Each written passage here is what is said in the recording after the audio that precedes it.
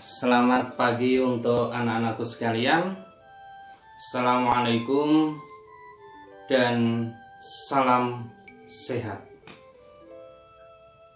Anak-anakku sekalian, alhamdulillah pada kesempatan kali ini kita masih bisa ketemu dalam keadaan sehat walafiat, dengan semangat yang sama, dengan motivasi yang sama untuk menuntut ilmu. Saya doakan kalian senantiasa sehat, banyak membaca buku, sebab dengan membaca buku kalian akan mendapatkan ilmu yang hebat, dan di sanalah kunci kesuksesan. Anak-anakku yang hebat, jangan lupa banyak makan, jaga kesehatan, senantiasa aktivitas dengan aktivitas sehat, sehingga di masa pandemi ini kita senantiasa dalam keadaan sehat selamat. Anak-anakku, jangan lupa membaca buku ibadah yang baik, sehingga masalah ini cepat selesai. Anak-anakku, pada kali ini Bapak akan menjelaskan tentang satu pokok bahasan yang kedua untuk kelas 7, yaitu teks fantasi, atau yang biasa saya sebut dengan TF. Saya suka menggunakan singkatan-singkatan supaya lebih mudah, kita lebih mudah mengingat. Ketika saya menyebut TF, maka yang dimaksud adalah teks fantasi. Anak-anakku, sempat tidak kalian melihat satu film di televisi, bahkan sampai saat ini masih banyak ditayangkan? SpongeBob, laki-laki yang hidungnya di laut, dia adalah spons. Sebuah fantasi yang dibuat oleh si penulis, si pembuat film. Bagaimana spons itu kemudian dihidupkan dalam dunia khayalnya, dalam dunia imajinasinya, menjadi sosok hidup. Bagaimana ikan-ikan, plankton, dan lain sebagainya dihidupkan dalam sebuah fantasi. Anak-anakku, nanti ada bedanya, yang dinamakan fabel dan yang dinamakan fantasi. Ketika fantasi maka lintas keadaan. Kalau fabel hanya pada hewan saja. Pada film SpongeBob ini yang kalian biasanya saksikan, ada sosok hewan, tetapi ada sosok yang bukan hewan. Semisal SpongeBob itu dibuat melalui spons. Maka disinilah fantasi-fantasi si pembuat. Anak-anakku yang hebat, banyak sekali film-film yang menggunakan kaidah-kaidah fantasi. Penggunaan fantasi-fantasi itu membuat film semakin asik ditonton. Kalian bisa melihat film Jepang, ada Nobita dan kawan-kawannya, itu juga bagian fantasi. Bagaimana dia bisa masuk ke masa depan, bagaimana dia kembali ke masa lampau dengan alat canggih yang dimiliki oleh sahabatnya. Sahabatku, Bapak punya banyak buku. Ini salah satu buku yang telah saya tulis. Ada sebuah novel-novel. Ini juga masih banyak buku-buku yang Bapak tulis. Semuanya novel-novel ini itu saya tulis, saya gagas dengan kaidah fantasi. Apa sih asiknya kaidah-kaidah fantasi? Ketika kita menggunakan kaidah-kaidah fantasi, maka semuanya semakin asik ditonton, semakin asik dibaca, semakin asik dinikmati. Kenapa? Tidak jenuh, tidak kehidupan manusiawi biasa. Fantasi itu bisa melewati zaman, melewati waktu, dan lain sebagainya. Ingin tahu lebih jelasnya? Coba lihat tayangan setelah ini.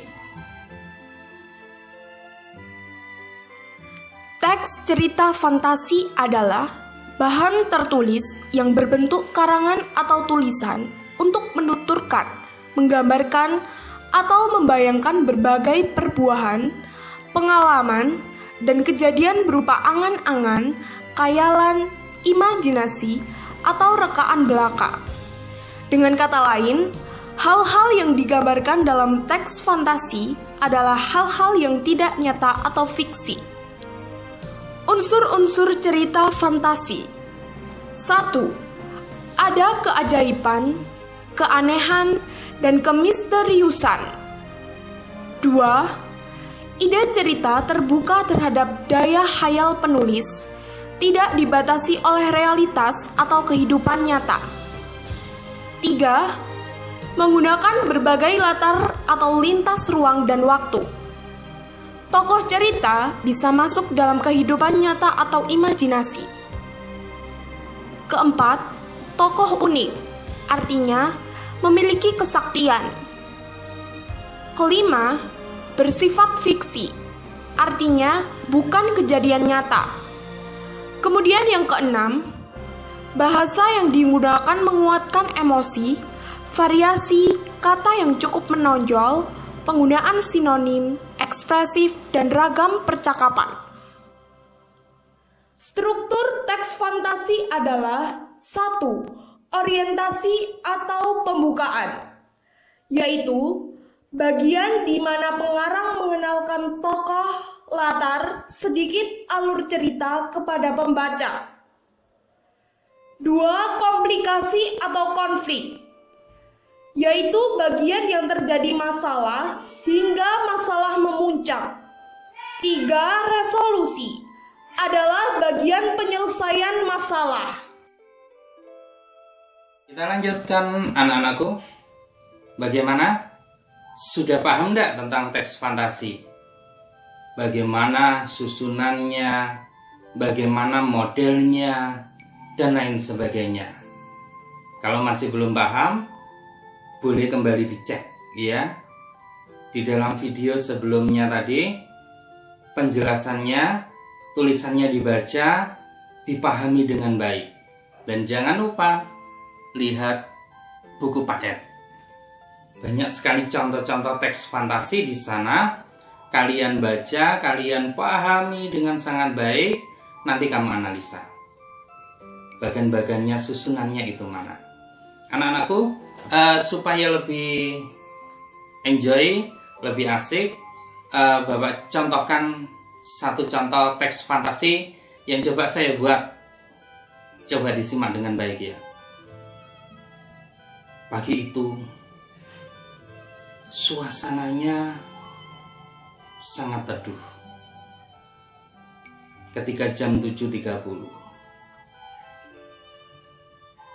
Esok ketika aku ke sekolah, suasana masih sangat tenang. Sebab malam tadi hujan. Tanah masih basah, daun-daun masih penuh dengan embun pagi. Cahaya pagi sesekali menyentuh dahan-dahan pohon, lalu daun-daun itu mengayuhkan. Asiknya suasana pagi itu. Belum lagi keindahan tanaman-tanaman di sekolahku. Tapi jam 7.30 tidak demikian. Jam 7.30 suasana menjadi tegang sekali. Ketika Pak Fatoni yang mengampuh bidang studi matematika membagikan nilai ujian. Wajahnya tegang, kacamatanya jelas menunjukkan bahwasannya dia tidak puas. Dibagikan satu demi satu soal ulangan yang minggu lalu kita selesaikan. Semua milik sahabatku dibagi, semua sahabatku senyum bahagia. Aku lihat sebagian di sebelah kanan ada Ahmad, nilainya 90. Lalu di belakang saya aku toleh. Sinta nilainya 88. Aku lihat semua sahabatku senang. Tapi tiba-tiba Pak Fatoni mendekatiku lalu menyampaikan nilaiku 45. Nilai yang seketika membuatku panas dingin. Semua sahabatku melihatku seakan-akan akulah penjahatnya pagi ini. Aku mencoba untuk tenang, tetapi hatiku tidak bisa tenang. Aku lihat wajah Pak Fatoni, dia tidak puas. Aku lihat semakin lama wajahnya semakin menakutkan. Lalu sahabat-sahabatku semuanya seakan menjadi hakim jaksa yang ingin menghakimiku. Padahal aku sudah membaca buku, tapi ya sebisakulah. Ketika ulangan, aku tetap membaca buku, tetapi nilaiku masih jelek juga. Semakin lama, panas dingin, aku pun semakin ketakutan. Aku pun semakin tidak tahu apa yang ada dalam tubuhku. Semakin panas, dan aku pingsan. Dalam pingsan itu, yang aku lihat hanya ada kegelapan saja. Tidak ada sahabatku, tidak ada Pak Fatoni, tidak ada nilai matematikaku yang jelek tadi. Yang kulihat hanya kegelapan. Lalu ada cahaya putih. Aku mencoba untuk melangkah melewati jalan putih itu. Lalu di depan aku lihat kunang-kunang. Kunang-kunang itu kemudian melayang-layang membantuku melewati cahaya putih. Hingga aku mencapai di ujung cahaya itu. Aku lewati pintu goa. Pintu goa ini sangat amat tua. Aku lihat di bebatuannya cadas. Bebatuannya banyak lumut-lumutnya. Lalu aku lihat di sebelah-sebelahnya masih banyak hutan. Pohon-pohon tinggi, pohon jati, mahuni, dan lain sebagainya yang tidak aku kenal. Aku lihat cahaya menembus hingga ke keningku. Aku mencoba melewati hutan itu. Aku ingin tahu aku ada di mana. Aku memanggil, mungkin ada yang ada di sebelahku, tapi tidak ada satupun yang menemuiku. Maka aku melewati jalan itu, melewati jalan setapak hingga ke sungai. Lalu aku mencoba minum di sungai itu. Aku lihat sungainya sangat bening sekali, tidak biasa. Di kota-kota di tempatku tinggal, sungai sudah penuh dengan limbah. Tapi tidak dengan di hutan ini. Aku mencoba melangkah setelah meminum tadi. Melewati jalan setapak hingga aku menemui satu gubuk tua. Mungkin ada yang tinggal di sana. Aku pun mendekatinya. Lalu aku kemudian salam. Assalamualaikum. Selamat siang, Bapak, Ibu.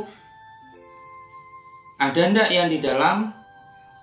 Saya memanggil ulang-ulang tetapi tidak ada yang menyauti. Maka aku mencoba membuka pintunya, sebab tidak ada gembok di sana. Maka aku buka. Ketika aku buka, pelan-pelan sampai kemudian membuka. Aku lihat tidak ada siapa-siapa. Hanya ada bangunan kayu yang sudah tua. Di tengah-tengah ada tempat duduk. Lalu aku lihat di sudut sana sini penuh dengan buku. Entah buku apa itu, semuanya tebal-tebal. Ada yang tua, ada yang sangat tua. Semuanya sampulnya coklat. Aku mencoba mengambil satu buku. Aku lihat tidak ada debu. Ini menunjukkan buku ini selalu dibaca. Lalu aku mencoba mengambil buku yang lain. Bukunya juga tidak ada debunya. Maka aku yakin ini ada tempat tinggalnya. Ada yang meninggali pula. Maka kemudian ketika aku mengambil satu buku, aku coba duduk di tempat membaca. Ketepatan ada meja kecil, ada tempat duduk dua di depanku dan di tempatku yang sedang aku pakai ini. Aku buka, aku baca tentang ilmu hukum. Kemudian aku mengambil buku yang lain, aku buka tentang ilmu politik. Kemudian aku kembalikan, aku membuka kembali buku, aku lihat tentang kebudayaan, sosiologi budaya, pendidikan anak-anak dan lain sebagainya. Tanpa kusangka tiba-tiba di belakangku ada yang menepukku. Hai anak muda. Hai anak muda. Aku seketika kemudian bangun, aku menoleh. Ada kakek tua. Kacamatanya dan bajunya yang begitu bagus, meskipun sudah tampak lama. Kakek tua ini kemudian senyum kepadaku, lalu dia duduk di depanku. Dia hanya mengatakan, "Nak, baca buku ya dengan saya."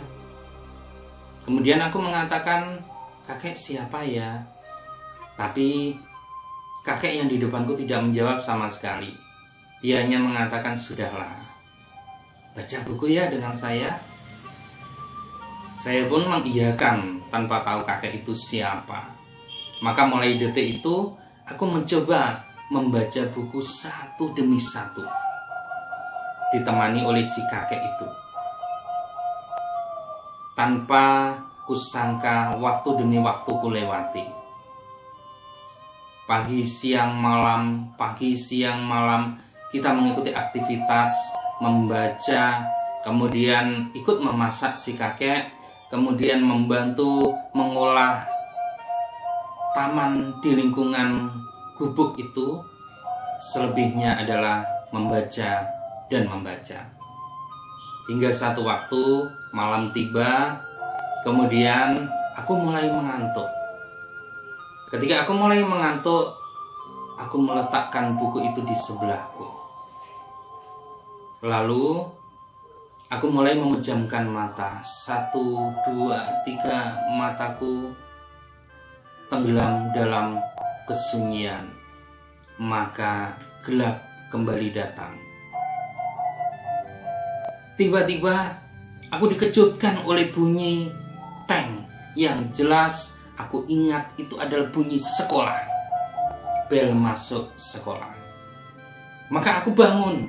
Ketika aku bangun, aku kaget di sebelahku ada Pak Fatoni kembali. Ada sahabatku yang masih melotot melihatku. Semuanya melihatku dengan penuh ejekan, sebab aku tidak bisa apa-apa. Maka Pak Fatoni menyampaikan satu soal, "Ini nak, kamu coba ulangan lagi. Kamu coba ulangan lagi ya, siapa tahu nasibmu lebih baik. Minggu lalu nilaimu jelek, saat ini coba kamu selesaikan soal matematika itu." Maka aku dengan segala ketakutanku, aku ingat bahasanya nilaiku cukup jelek. Aku mencoba untuk kembali mengingat apa yang dijelaskan oleh Pak Fatoni. Dan yang paling penting, aku masih ingat. Aku sudah membaca dengan si kakek tua itu. Maka aku pun mencoba menyelesaikan satu dengan satu soal demi soal yang lain. Aku coba menyelesaikan. Aku coba menjawab sesuai dengan apa yang ada di buku si kakek tua tadi. Selesai saya kasihkan ke Pak Fatoni. Maka senyum Pak Fatoni tiba-tiba bahagia. Kemudian dilihat sekilas, lalu dia mengatakan, "Hai anak, nilaimu betul semuanya. Kamu hebat." Maka semua sahabatku tepuk tangan. Semua sahabatku bahagia melihatku bukan menjadi penjahat lagi, tetapi menjadi pahlawan. Anak-anakku, kalian mesti membaca. Itu pesan Pak Fatoni. Maka seketika aku senyum melihat temanku. Tanpa sengaja di atas teman saya di bagian tembok ada satu foto si kakek itu. Aku lihat tulisan itu jelas menyebutkan Muhammad Hatta. Kakek itu adalah Muhammad Hatta. Aku pun kaget.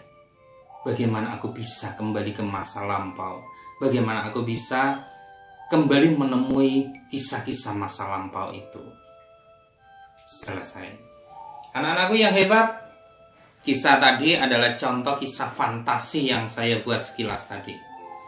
Di dalam kisah itu ada apa? Ada keajaiban. Si tokoh aku, Sakti kan ya, dia bisa melintasi lintas zaman. Zaman ketika di sekolah, zaman ketika dia kembali ke masa lampau. Bisa jadi di tahun 40, tahun 50, tahun 60 ketika ketemu dengan apa? Muhammad Hatta, tokoh pahlawan nasional kita.